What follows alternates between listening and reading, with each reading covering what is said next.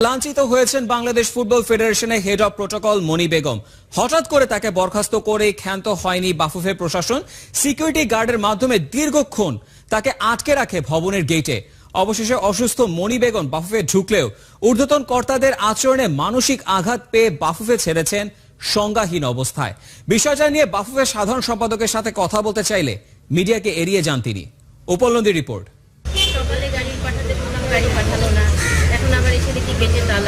2008 সাল থেকেই বাফুফেতে কর্মরত মনি বেগম দায়িত্ব পালন করেছেন বাফুফে বস কাজী সালাউদ্দিনের পিএস আর সেক্রেটারি হিসেবে। সর্বশেষ মনি বেগম ছিলেন হেড অব প্রোটোকল পদে। আগে থেকেই স্কিন ক্যান্সারে আক্রান্ত মনি ছুটিতে ছিলেন গেল বছরের 22 ডিসেম্বর থেকে। সোমবার ছুটি থেকে ফিরলেও আনফিটের অজুহাত তুলে মনি বেগমকে বরখাস্ত করে বাফুফে। জানা গেছে বরখাস্তের এই সিদ্ধান্ত নাকি দিয়েছেন বাফুফে প্রেসিডেন্ট কাজী সালাউদ্দিন। আমিও জানি না। চাকরি দেওয়া নেওয়ার অধিকার বাফুফের থাকলেও অসুস্থ বরখাস্তকৃত কর্মীকে অফিস গেটে আটকে হেনস্থা করার অধিকার কি আছে বাফুফের? আমি অফিসে আসছি, দেখেন হঠাৎ করে ওরা দরজা বন্ধ করে রাখছে। এদের নাকি ইনস্ট্রাকশন দেওয়া হয়েছে যে আমাকে কেউ ঢুকতে দিবে না। কি কারণ থাকতে পারে আমিও জানি না, আমার জানা নেই। না, আমাকে কিছু জানাই নেই, কোনো কিছুই জানাই নি। কালকে রাতে 8:30টার সময় তো এখান থেকেই বের হলাম মিটিং করে। সহ সভাপতি বাদল রায়ের হস্তক্ষেপে মনি বেগম বাফুফেতে ঢুকলেও অভিজ্ঞতা সুখকর হয়নি। বাফুফে 3 মাসের অগ্রিম বেতন দিয়ে বিদায় করতে চাইলেও মনির দাবি ছিল গ্র্যাচুইটির টাকা। ওই দেন দরবার করতে করতেই বাফুফের হিসাব শাখায় সংজ্ঞাহীন হন বাফুফের এই কর্মী। এরপর তাকে নেওয়া হয় হাসপাতালে। ডাক্তার জানিয়েছেন মাইল্ড স্ট্রোকের দুঃসংবাদ। আমাদের মতো প্রতিষ্ঠানের জন্য এই ধরনের ঘটনা হবে এটা কোনোভাবেই শোভনীয় না। মনি বেগম চাকরি হারিয়েছেন। গত 2 মাসে আরো 5 জন কর্মী পদত্যাগ করেছেন বাফুফে থেকে। চুক্তিভিত্তিক নিয়োগের প্রতিবাদেই বাফুফে ছেড়েছেন এই কর্মীরা। ফেডারেশনের নানা পক্ষের সাথে যোগাযোগ করে জানা গেছে কর্মীদের বরখাস্ত আর পদত্যাগের কলকাঠি নাকি নাড়ছেন সাধারণ সম্পাদক আবু নাইম সোহাগ। টেকনিক্যাল ডাইরেক্টর পল ইসমাইলের সহায়তায় তিনিই নাকি আবিষ্কার করেছেন চুক্তিভিত্তিক নিয়োগের প্রক্রিয়া। মনি বেগমের অভিযোগ তার বরখাস্তের পেছনে সবচেয়ে বড় ভূমিকাটা নাকি আবু নাইম সোহাগের। মনি বেগম ইস্যুতে বাফুফে কোনো বক্তব্য দেয়নি। অফিসে না থাকার অজুহাত দেখিয়ে এড়িয়ে গেছেন সাধারণ সম্পাদক। উপল Nandi, 71, Dhaka.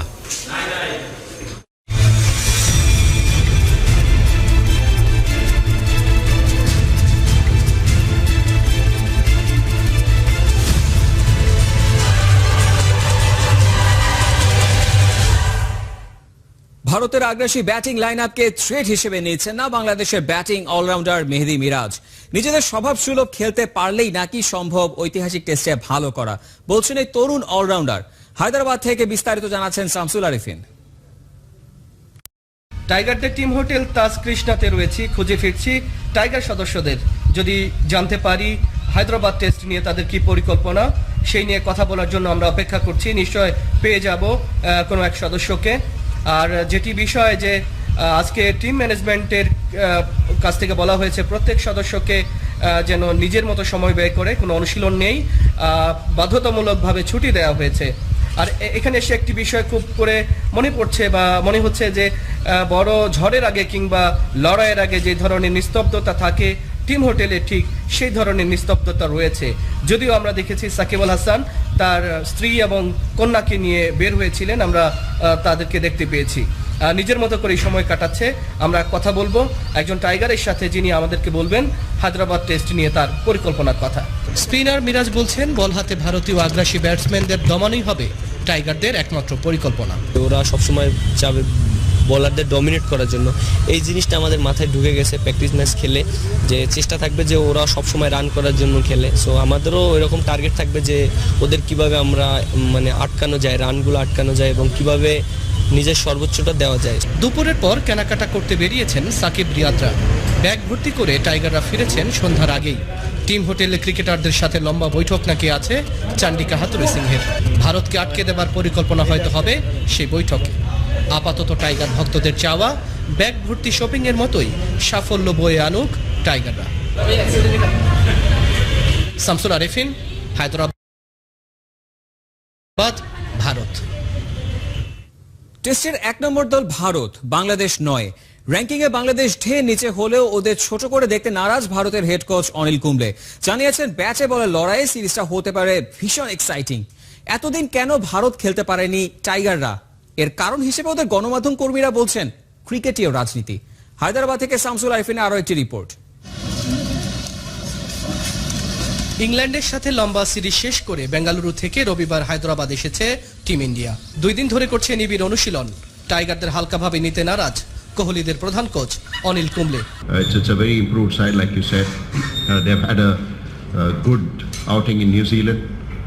Although the results are different, but Bangladesh, I think, going to New Zealand and doing what they did, we certainly respect the opposition. And Bangladesh has some quality players, good all-rounders, so it's going to be a very interesting contest. 17 বছর পর ভারতের মাটিতে test খেলার সুযোগ পেয়েছে টাইগাররা।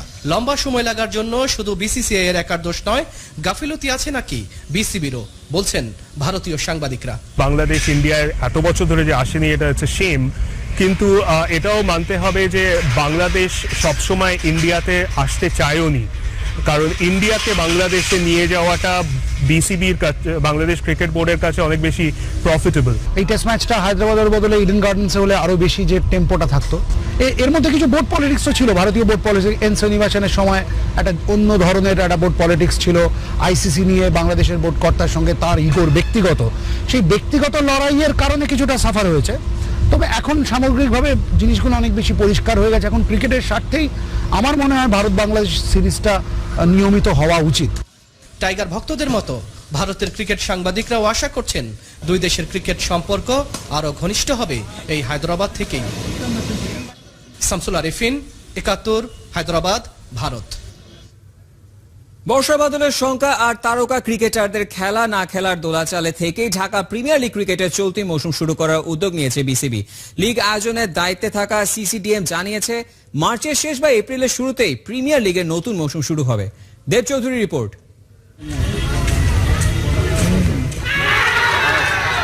ঘরোয়া ক্রিকেটের সবচেয়ে খানদানি আসর বলেই কিনা Dhaka premier league cricket action ড্রামায় ভরপুর। প্রতি মৌসুমেই কোনো না কোনো নাটক চলে, কখনো আম্পায়ারিং নিয়ে সমালোচনা, আবার আম্পায়ারদের বিরুদ্ধে পক্ষপাতিত্বের অভিযোগ। ক্রিকেটারদের পাওনা নিয়ে ক্লাবগুলোর 9-6 নিয়মিত। প্রিমিয়ার লিগ মানেই যেন ঘটনাবহুল 1.5 মাস। চলতি মৌসুমের আসর আয়োজনের সময় ঘনিয়ে আসছে, নড়ে চড়ে বসেছে সিসিডিএম। তো শিডিউল আছে আপনার ফেব্রুয়ারি থেকে এপ্রিলের মধ্যে প্রিমিয়ার লিগটা শেষ করা, টোটাল আরম্ভ থেকে শেষ করা এই সময়টা আমাদের ক্রিকেট অফিস থেকে দেওয়া আছে। তো আমরা যেহেতু ফেব্রুয়ারি মাস অলরেডি চালু হয়ে গেছে, আমরা এখন অ্যাজ সুন অ্যাজ পসিবল আমরা একটা মিটিং কল করে ক্লাব প্রতিনিধিদের সঙ্গে বসে আমরা এই বিষয়ে সিদ্ধান্ত গ্রহণ করব, আমরা খেলবো কিনা। থাকছে না বিতর্কিত প্লেয়ার্স বাই চয়েস। চলতি মাসের শেষ দিকে ক্রিকেটার্স পুল তৈরি করার কথা নির্বাচকদের। পছন্দ মতো দলে যেতে খেলতে পারবেন ক্রিকেটাররা। ক্লাবগুলোর বাধ্যবাধকতা কেবলমাত্র পুলের ক্রিকেটার কেনার বেলায়। ক্লাব আর ক্রিকেটারদের আর্থিক লেনদেনের চুক্তিও 2 পক্ষই ঠিক করবে। এমন ভাবে পুলটা বন্টন করা হবে যাতে সব সমভাবে সব প্লেয়ার বা টিমগুলি সমভাবে প্লেয়ার পেতে পারে। ক্রিকেটারদের গত আসরের পাওনা এখনো পরিশোধ করেনি বেশ কয়েকটা ক্লাব। এবার প্লেয়ার্স বাই চয়েস না থাকায় সেই ক্ষতি পুষিয়ে নেওয়ার সুযোগ পাচ্ছেন ক্রিকেটাররা। দেব চৌধুরী, 71। একটা মাত্র টেস্ট, 5টা দিন ভারতের মাটিতে টেস্ট খেলার জন্য টাইগারদের অপেক্ষার সময়কাল 17টা বছর। প্রমাণের আছে মেলা কিছু। সাকিব, তামিম, মুশফিকরা পারবে তো? 2000 সালে অভিষেক টেস্টে হারলেও বিশ্ব ক্রিকেটকে ঠিকই তাক লাগিয়েছিলেন বুলবুল দুর্জয়রা। ভারত বাংলাদেশের প্রথম টেস্টের সাথে জড়িয়ে আছে অনেক স্মৃতি। সেই স্মৃতির সাথে জড়িতদের নিয়ে 71-এর ধারাবাহিক আয়োজন। আজ 3য় পর্বে থাকছে প্রথম test manager Aziz Al Kaiser Titu. Had elevation to test match status come too soon? ভারতের বিপক্ষে অভিষেক টেস্ট, সাদা পোশাকে বাংলাদেশের শুরু। 16 বছর আগের স্মৃতি শুধু খেলোয়াড়দেরই রোমাঞ্চিত করে না, মনে পড়লে শিহরিত হন টিম ম্যানেজমেন্টের সদস্যরাও। তাদেরই একজন প্রথম টেস্ট ম্যানেজার ও সে সময়ের বোর্ড পরিচালক আজিজ আল কায়সার টিটু। প্রধানমন্ত্রী যখন চলে এসেছিলেন, ডালমিয়া উনিও আসছিলেন মাঠে। আমার একটা ছবি প্রধানমন্ত্রীর সঙ্গে পাশে দাঁড়ানো, আমি দুর্জয় আছে একটা ছবি এখনো দেখি, বিভিন্ন জন ফেসবুকে দেয়, আমি দেখি, খুব সুন্দর, খুব ভালো লাগে তখন আমার বাছাই পর্ব শুরু করেছে বাংলাদেশ। টাইগার্সদের দাপটে বোলিংয়ে পাপুয়া নিউগিনিকে ওরা হারিয়েছে 118 রানে। বুধবার সকাল 10:30টায় পিসারা ওভালে পাকিস্তানের বিপক্ষে লড়বে বাংলাদেশের মেয়েরা। শারমিন আক্তার আর ফারজানা হকের জোড়া 50-তে 6 উইকেটে 215 রানের পুঁজি পায় বাংলাদেশ। শারমিন করেন 56 আর ফারজানা ব্যাট থেকে আসে 51 রান। জবাবে ইনিংসে দলীয় প্রচেষ্টায় জিত হাসিল করে টাইগার্সরা। 2টা করে উইকেট নিয়েছেন জাহানারা, পান্না, সালমা আর রুমানা। ওদের তোপে পাপুয়া নিউগিনি অল আউট হয় 97 রানে।